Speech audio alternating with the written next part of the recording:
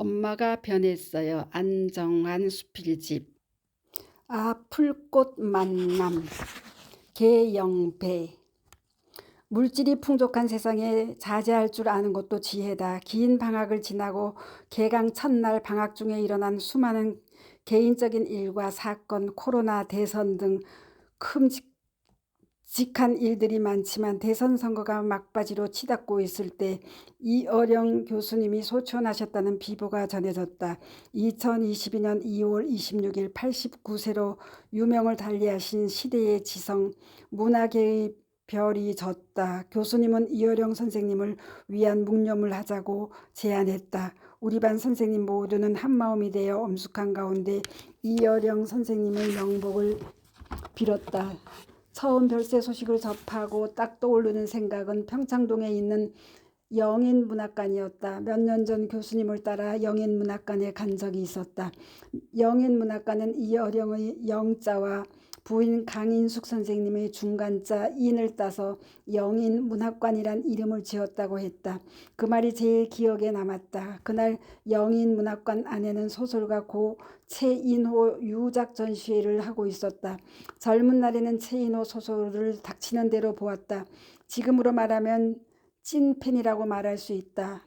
별들의 고향, 타인의 방, 불새, 깊고 푸른 밤, 바보들의 행진, 가족을 읽을 때는 심장이 쫄깃쫄깃거렸고 젊은 감성을 자극하기에 충분했다.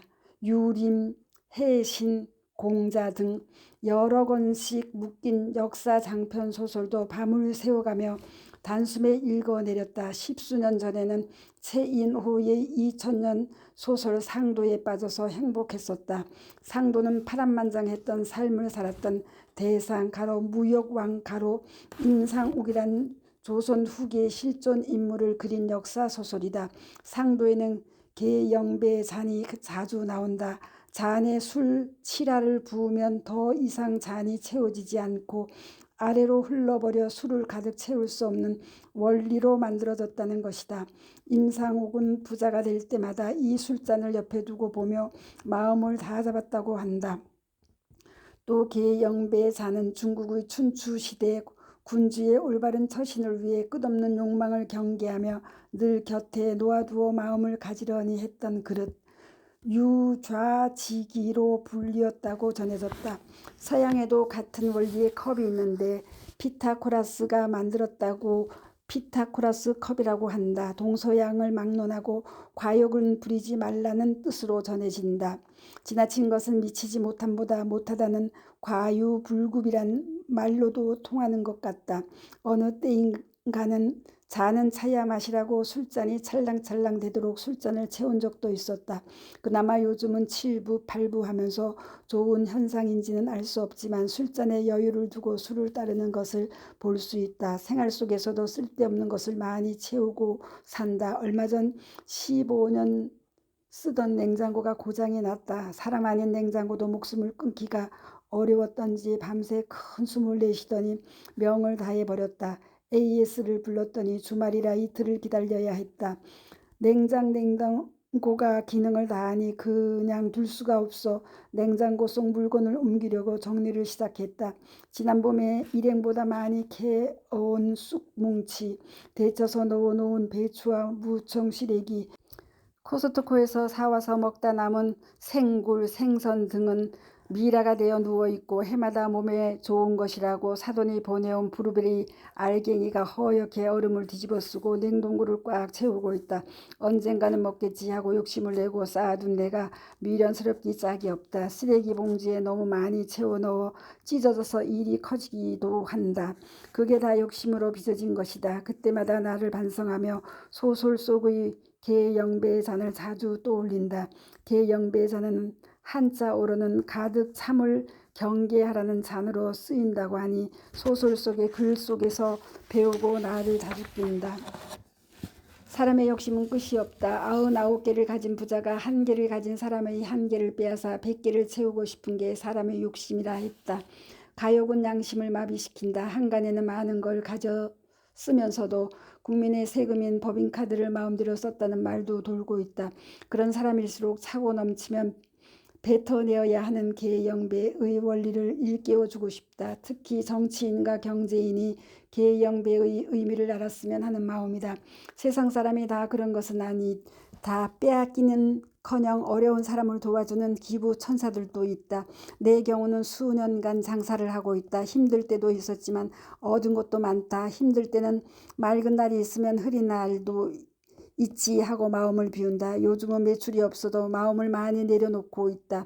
그래야 내 마음이 편하다. 소설을 읽고 계양배를 알게 해준 최인호 선생님, 이어령 교수님 두 거성이 이제는 이 땅에 안 계신다. 새로운 작품을 만날 수도 없으니 정말 안타깝다.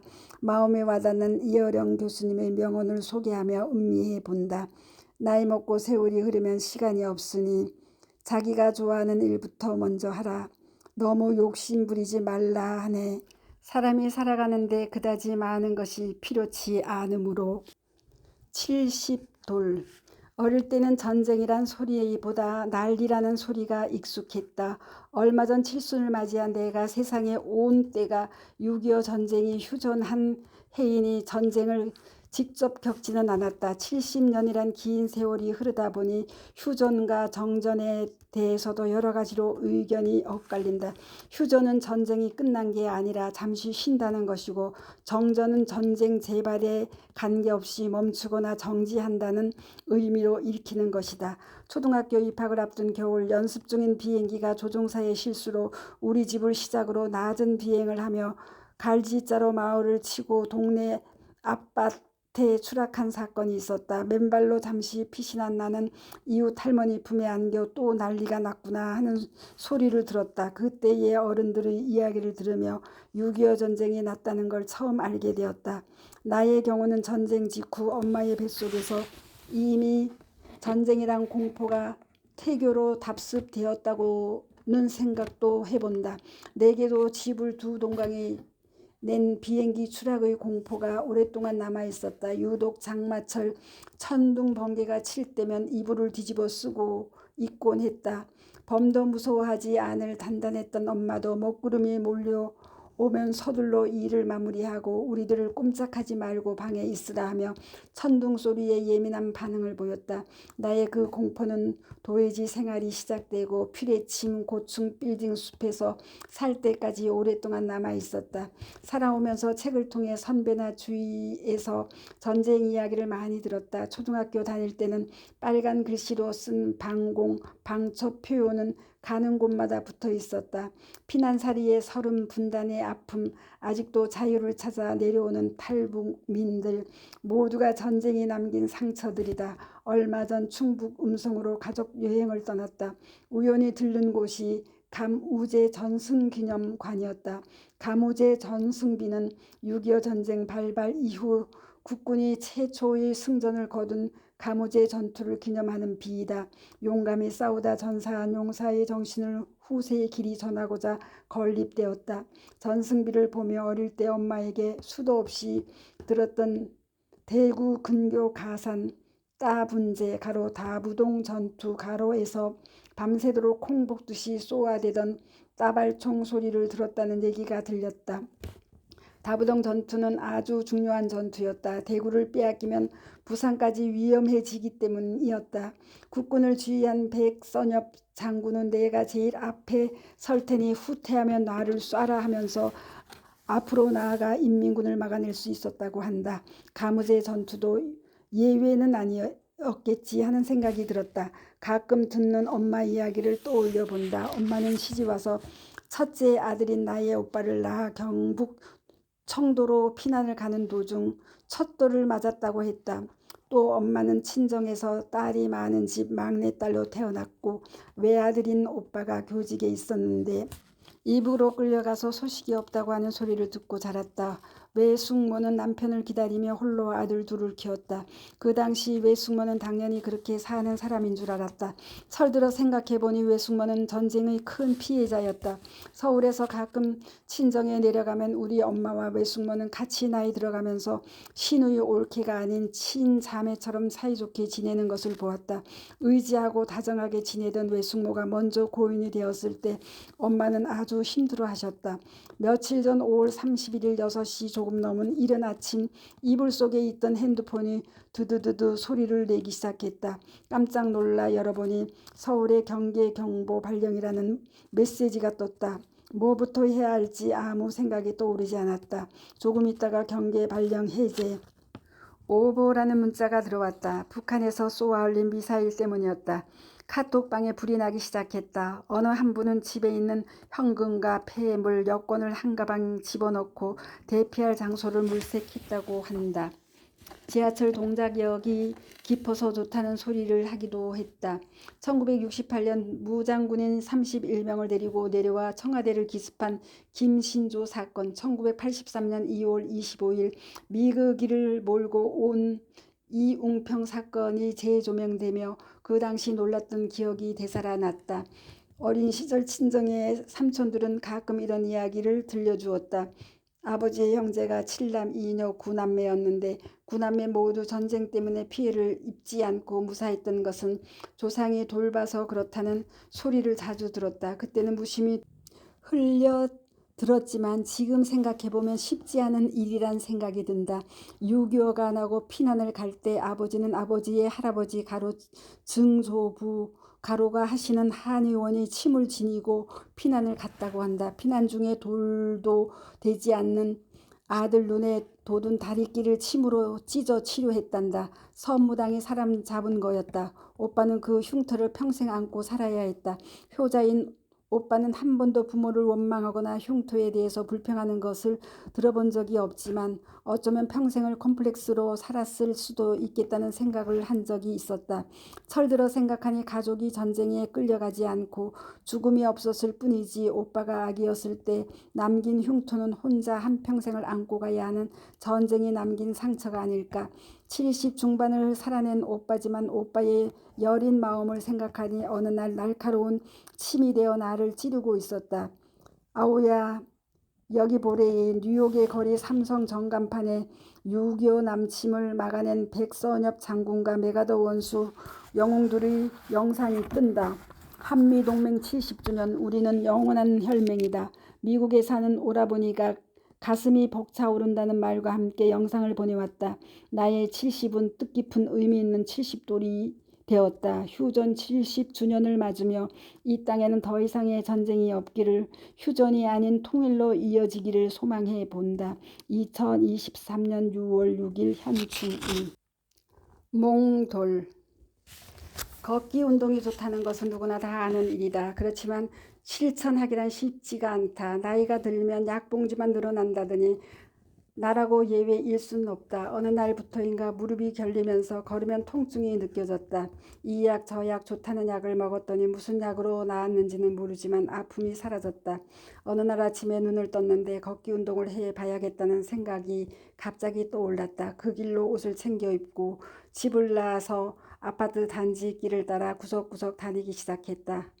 며칠 뒤 남편도 합류를 하고 새들이 제재되는 작은 공원을 찾아내었다. 한 바퀴를 도는데 3분 소요, 10바퀴를 도는 걸로 계획을 세웠다.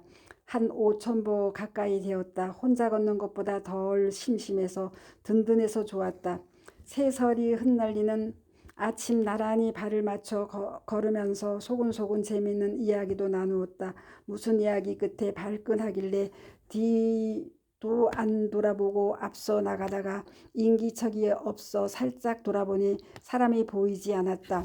삐쳐서 집에 가버렸나 하고 보니 저만치 나무 사이로 거꾸로 걸어가고 있는 게 보였다. 둘이서 거꾸로 돌다 보니 한 바퀴 돌 때마다 2번씩은 마주치게 되었다.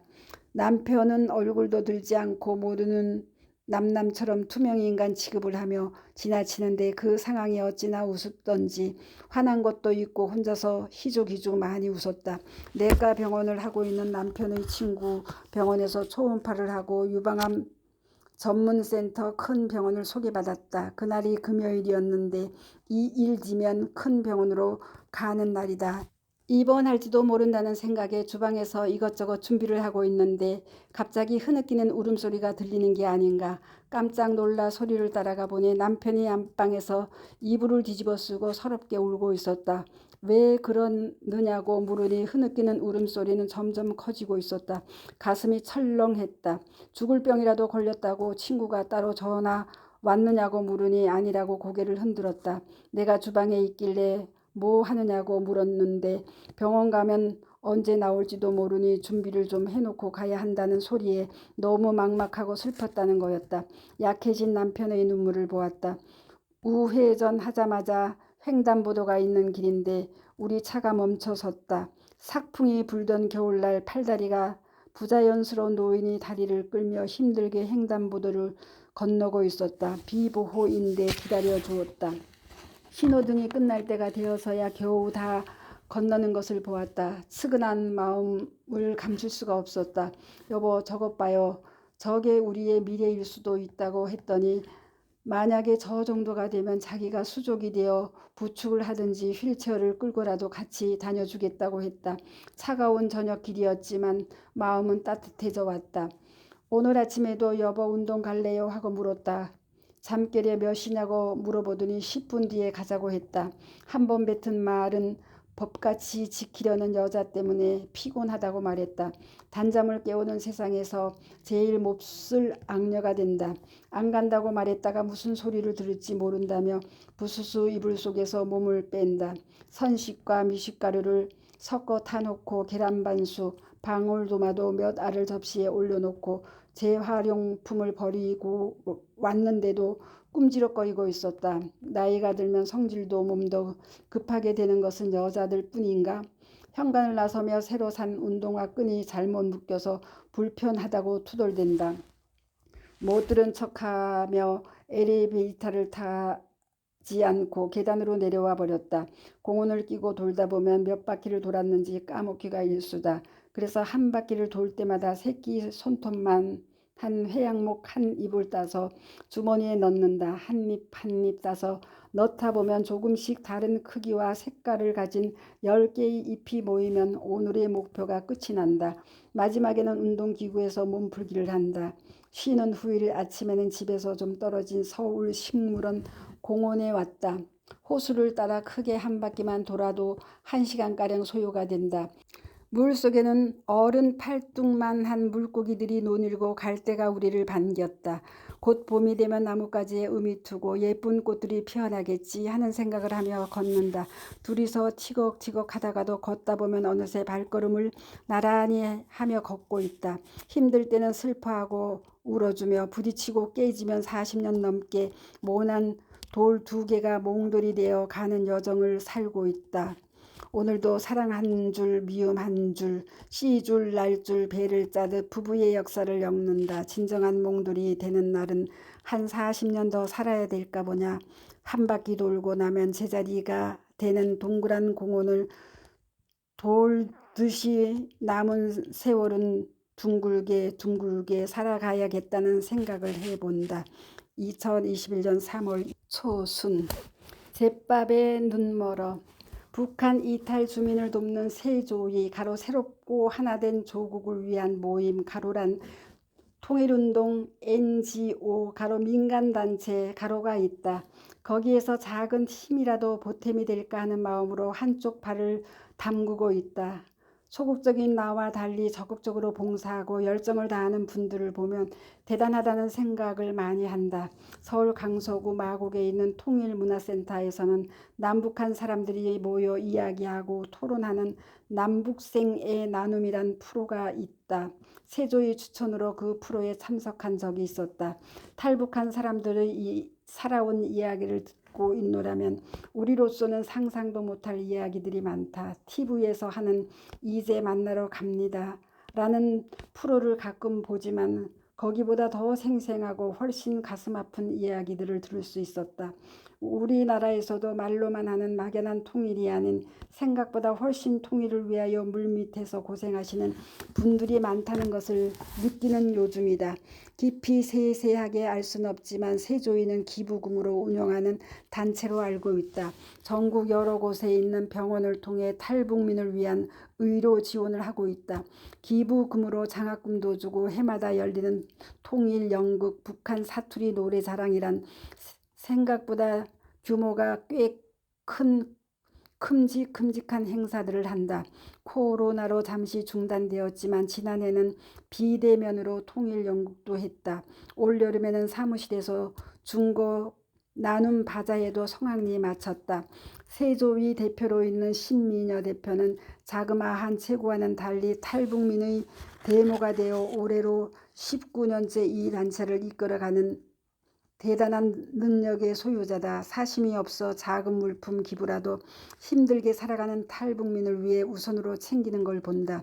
추석 며칠 전 일이다. 신 대표가 함께하는 100건살 가로 100년까지 건강하게 살자 가로 일하는 카톡방에 뜬금없는 공지가 떴다.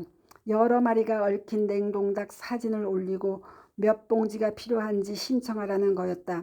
한참 침묵을 지키던 카톡에 한 사람이 본인 이름 아래 2봉지가 필요한지 숫자 2를 올리니 다른 사람이 또 2를 올렸다. 나도 따라서 2를 올렸다.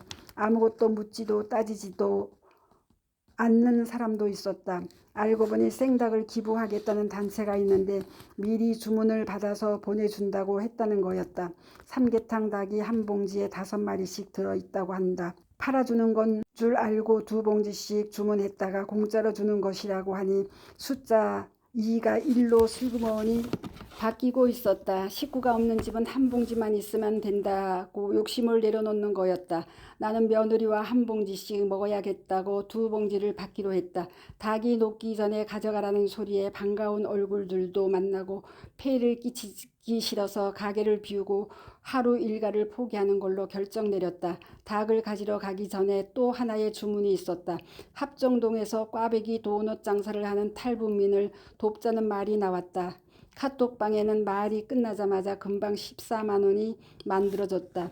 종로에 있는 사무실에 도착하니 탈북민에게 닭과 도넛, 어린이 우산, 국수 등의 선물을 우선적으로 주고 있었다. 한꺼번에 주문을 받은 도넛은 미처 튀기지 못해 일부만 보내오고 나머지는 나중에 온다는 거였다. 탈북민들을 미리 챙겨 보내고 몇몇이 남아서 도넛을 기다리며 남겨진 도넛으로 차를 마셨다. 우리 집에는 아들네 3식구가 와서 기다리고 있었다. 오늘 금요일 밤 우리 집에서 잠을 자고 토요일 새벽 2시에 기상하여 4시에는 경남 현풍에 있는 산소에 벌초를 가기로 약속이 되어 있었다. 말은 하지 않았지만 도넛을 기다리는 마음은 초조해지기 시작했다. 새벽에 출발해야 하니 보온병에 따뜻한 커피와 간식거리로 꽈배기 도넛을 챙겨가면 환상의 궁합이란 생각만 머리에 가득 찼다. 내 사정을 아는 동생이 내 생각을 눈치챘는지 간식으로 먹던 도넛 몇 개를 봉지에 넣어 챙겨주며 먼저 가라고 했다. 신 대표는 큰 다발의 마른 국수를 2다발이나 넣어 주어 꽤나 무거운 짐이 되었다. 갓 튀겨낸 도넛은 아니지만 아이들도 만나고 벌써 때 가져갈 도넛을 챙겨서 들뜬 마음으로 서둘러 집으로 왔다. 가방 정리를 하는데 앞불사 녹기 전에 가져가라는 소리에 내 가게도 팽개치고 닭 가지러 갔는데 닭을 챙겨오지 않은 거였다. 이거 폴짝 뛸 일이 아닌가. 도넛 가로 제밥 가로의 달콤한 유혹에 빠져서 정작 메인을 놓친 격이 되었다. 며느리에게 한 팩을 줘야지 생각했던 것도 물거품이 되었다. 어찌나 나 자신이 한심하고 화가 나던지 투덜거림이 길어졌다. 듣고 있던 아들이 내가 닭을 사준다고 하면서 엄마 그만하라고 했다. 혹시나 하고 아는 동생한테 연락했더니 모두들 끝나고 헤어졌다는 거였다. 닭 안 가져온 이야기를 했더니 후원하는 데서 딱 맞추어 200마리를 보내왔는데 닭이 남아서 이상하다고 하면서 갈라갔다는 거였다. 포기하고 있는데 그 동생한테 우리 집으로 온다는 전화가 왔다. 2팩을 가져왔다면서 신랑이랑 같이 지하 주차장까지 와서 한 팩을 전해주고 갔다. 민어 2마리를 챙겨주긴 했지만 미안했다. 가까운 곳에 살고 있어서 다행이라는 생각으로 위안을 삼았다. 내 불찰로 한 봉지를 더 가져가신 분이 집도 먼데 우리 집에 도로 가져다 주겠다고 했다는 소리도 들었다. 같이 나이 들어가면서 어찌나 뭉클하고 따뜻하던지 팔아주는 것은 2팩, 그냥 가지런히 한 팩을 갖겠다는 욕심 없는 마음들이 더 없이 예뻤다. 몽글몽글 사랑이 피어나는 것 같아 감동했다. 나이 차이는 있지만 봉사하고 양보하고 나눔할 줄 아는 이 모임. 가로 100건살 가로 100살까지 아프지 말고 건강하게 오래오래 살아요. 2022년 9월. 감사합니다. 스토리양입니다.